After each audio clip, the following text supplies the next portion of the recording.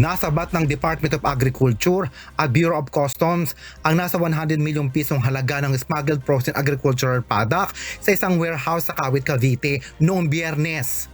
Ito ay matapos ang ilang araw na surveillance ng DA at BOC.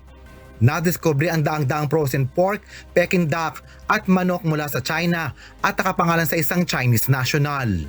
Nakumpiska rin ang kahong-kahong sangkap na pang shabu-shabu tulad ng dumpling, siomai at frozen meatballs. Ayon kay Asek de Mesa, hindi rehistrado sa National Meat Inspection Service ang nasabing cold storage at warehouse. In violation ito ng Republic Act 10611, yung ating Food Safety Act. Delikado ito kung ilalabas sa merkado at nagkaroon na naman ng initial na pag-usisa ang NMIS at nalaman na unfit for human consumption yung karamihan dito sa mga nakumpiska. Binigyan lamang ng 15 araw ang may-ari upang magpaliwanag. Maaari niyang harapin ang mga kasong paglabag sa Food Safety Act at economic sabotage sa ilalim ng anti-agricultural law.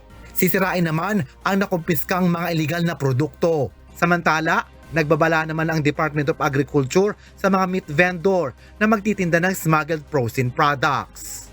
Magsisilbi ito na warning sa mga gustong gumawa ng ganitong maling gawain na mahuhuli sa pakikipagtulungan ng mga sangay ng ating pamahalaan, ng DA, ng Customs, ng Coast Guard. Samantala, nagbabala naman ang Department of Agriculture sa mga meat vendor na magtitinda ng smuggled frozen product. Hari Ilagan, UNTV, News and Rescue, Diyos ang aming sandigan, serbisyo publiko ang aming pinahalagahan.